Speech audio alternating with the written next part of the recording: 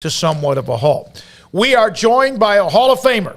And if anyone knows the backstory and everything going on with the Houston Texans and Big Sandy's Lovie Smith, the head coach of the Texans, it's John McClain who joins us on the show. John, was today's reaction once Lovie was introduced any different than yesterday when it kind of was like, what the hell's going on? Well, Lovie, he won the press conference, as he should. He's been involved in one in Chicago and Tampa Bay when he was hired. And, Lovie is a voice of reason, experience, steady hand. They're still bad. They're still in a rebuilding mode. It wasn't where they ended up, David. It's how they got there.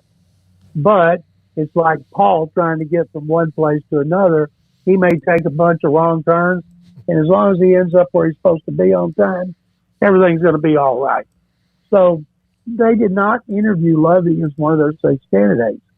They were going to hire Josh McDaniels, another East Texas native from Jacksonville.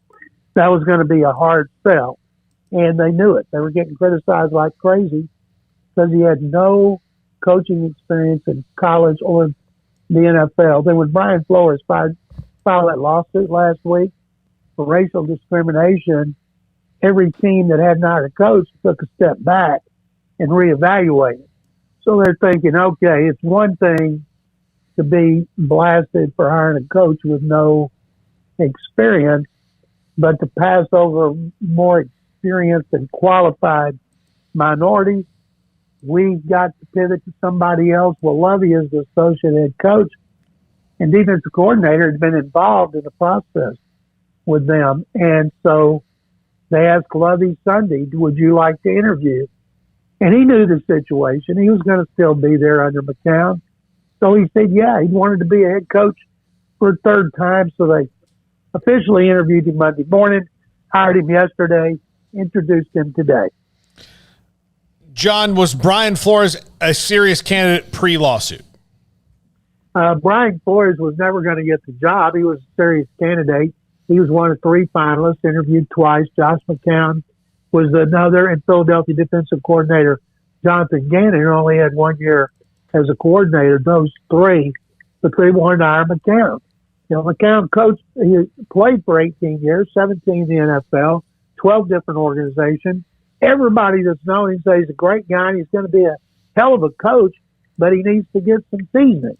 And once Lovie got out there today and they had a huge crowd there, I think people left, well, considering the situation and how discombobulated it's been, this is going to work out pretty well. They're still a bad team. They're in much better shape than they were this time last year when they were totally rebuilding. And Lovie was able to keep Pep Hamilton on his staff. Pep was a passing game coordinator and quarterback coach, make him offensive coordinator, play caller. He had 5 teams interested in him. At least 2, maybe 3 made offers. The McNair stepped up, paid him what he wanted. So he'll run the offense. Lovie Smith will continue to run the defense. So, John, on Brian Flores, I'm sure you saw what his lawyers had to say today. Happy to hear that they, Texans hired a black head coach in Lovie Smith. But they went on to say, however, we would be remiss not to mention Mr. Flores was one of 3 finalists for the Texans head coach position. After a great interview and mutual interest obvious, the only reason Mr. Flores was not selected was his decision to stand up against racial equality across the NFL. How did you take that, John? What a crock. Let me ask you guys, Brian Flores, a head coach 3 years, never went to the playoffs, and had 1 game over 500. Lovie Smith at Chicago was 84-66, went to the Super Bowl, NFL Coach of the Year, had records of 13-3, 11-5, 11-5, 10-6, 9-7, was fired after a 10-6 season. Now you tell me, who's got the better credentials, Lovie Smith or Brian Flores? I mean, it's not even close. Lovie Smith. And then Lovie went to Tampa after he finished second here to Bill O'Brien in 2014. He took over the worst team in the league. They went 2-14. His offensive coordinator, Jeff Tedford, had to leave them after training camp for an illness. And so they get the first pick. They go 2-14, get the first pick. Jameis Winston is their rookie starter in 2015. They improved by 4 victories to 6-10, and Lovie got 5. And the lead on my column tomorrow is Lovie Smith has unfinished business as the NFL head coach, because he said he never gave up, and he said he had a great quote about, he never coached in Texas once he left, and that was after he left Big Sandy to go to Tulsa. He'd never been back here, and then all of a sudden he comes to the Texans one year, and then he's a head coach, and he said, it can't be any better for me. I'm from Texas, and when you get to the fourth quarter of your coaching career and you get a chance to come back home, that's special. It doesn't get any better than that. Some people wonder how their life will play out. I don't think we could write a better script for how it's turned out for the Smith family, and he meant every word of it. There's no question. The guy is as good and solid and pure as anyone I could ever imagine. And I know that doesn't matter because it comes down to wins and losses, but nobody, I think, loves being a Texan, a true Texan like Lovie Smith does, and he's always been that way even when he was having the success in Chicago. Did you see a statement by Flores and his attorneys in any way? I just asked that. Are you talking about the... Yeah, no, about him not getting it because of that. That's what I just asked. Did you ask about whether that there was any shade at Lovie, the way that statement was written? Oh, absolutely it was shade. And I told Craig, there's no comparison. Lovie's credentials are 100 times better than Brian Flores, who never even went to the playoffs. And Lovie not only went to the playoffs and won the division 3 times, he went to the Super Bowl and was a coach of the year. And if he hadn't gone to Tampa, he would have had a 20 games over 500 record. You throw out Lovie's first season with the Bears, he's 24 games over 500 in Chicago. Not many people who have ever coached in the NFL for very long have a record above 500. It's hard to win, no question about it. The Pep Hamilton part, how much do you feel like that helps the offense with him there and back? Well, Lovie said they coached together 3 years in Chicago. He said a couple times he tried to hire Pep since then, but it never worked out. So they worked together last season, and he said it means so much when you have a coach with options and he chooses to stay with you. Now, Pep Hamilton, a lot of people say, well, who wants to work for the Texans? Who wants to play for the Texans? And I think they see, some people do, and Hamilton does. He'll run the offense. He'll call plays over Keith Kelly, who was fired as offensive coordinator and went to the Titans. And those two guys have a great relationship. And mainly it preserves continuity for quarterback Davis Mills, who ended up as the second best quarterback in the NFL to Mac Jones. And down the stretch, he outplayed Jones. He was really good down the last 5 games. Finished with 16 touchdowns, 10 interceptions, and an 88.8 rating. So much better than every first-round pick other than Mac Jones. And Pep Hamilton was primarily responsible for that. John, how do you think that Lovie Smith... They need to get an offensive lineman, an offensive tackle in the first round. They need to get mean up front. They need to want to hit people and bury them. And then they need to get a running back, not in the first round. It's a good draft for backs in the second or third round. They have to improve the running game, and Lovie knows better than anybody, if you run the ball, you control it, you take pressure off the quarterback, and you keep the defense fresh on the bench. So that has got to be their number one priority. So, John, half the carousel was done when we talked to you last week, and I think we talked about some of those hires, but the 4 remaining jobs all filled since we last talked to you. Mike McDaniel with the Dolphins, Doug Peterson, Jags, Dennis Allen, Saints, and Kevin O'Connell with the Vikings. Not breaking down each one, but was there one that piqued your interest perhaps more than the others, or one maybe you looked at and you're like, I don't know about that one? What were your thoughts on the last few hires of the carousel? Since Flores filed his lawsuit, 2 minorities got hired, Mike McDaniel in Miami and Lovie Smith in Houston. And Doug Peterson is a Super Bowl winner, going to coach Trevor Lawrence as he coached Carson Wentz. He is, to me, the best hire. But the one that has the best chance to succeed early is Josh McDaniels, going to the Raiders, 10-7, lost a close playoff game. They got a lot of talent, playing a great city, great stadium, great facility. They can attract free agents if they want. So Josh McDaniels, who will be the next former Patriot coach fired at some point, do you know that of every coach who worked at New England under Bill Belichick, the only one to win a playoff game is Bill O'Brien, and he won 2.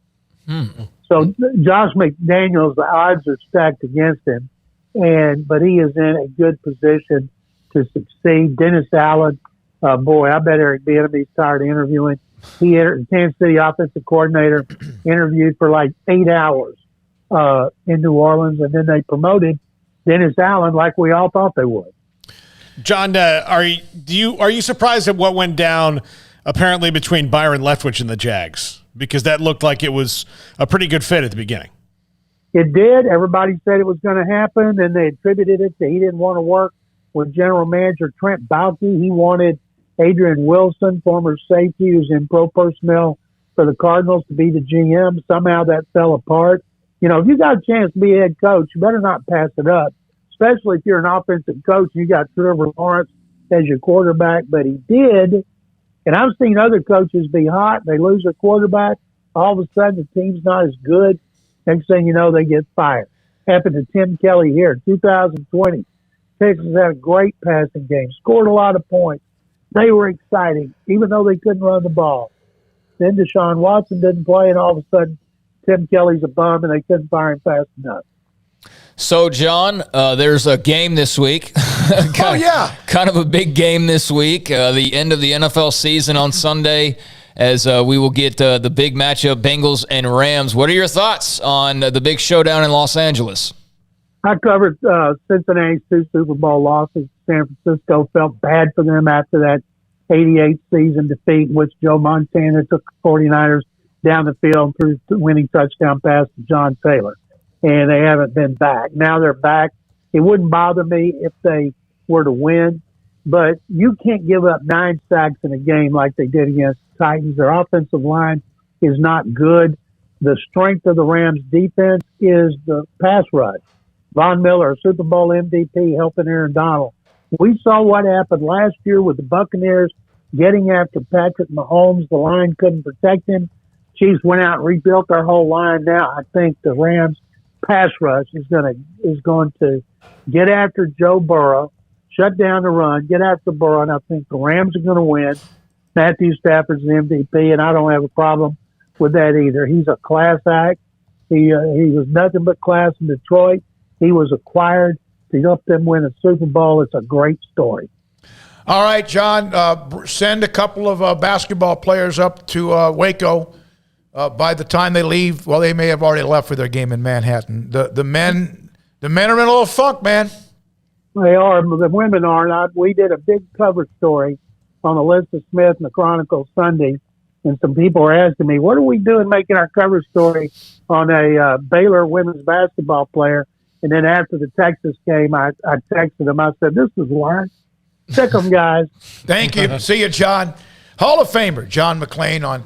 And it appears as if after today, when Lovie Smith was introduced, there was a kind of a sit-down with Caserio, and then there was also, he appeared on, I would think, the media, I know on the Texans TV network as well, that things have at least calmed. Now, there's time for that, and eventually it's going to be wins and losses with Lovie Smith. The one thing he does, and Paul, you brought this up yesterday, is he does seem to settle the boat. And he does bring stability. He did that as a coordinator with Dungy. He did that in St. Louis, remember, where he also was a part of a team that was in a Super Bowl that they won, yeah, right? But I don't know if he was on the staff with Vermeil, if he wasn't on the year after that. I don't remember the timing.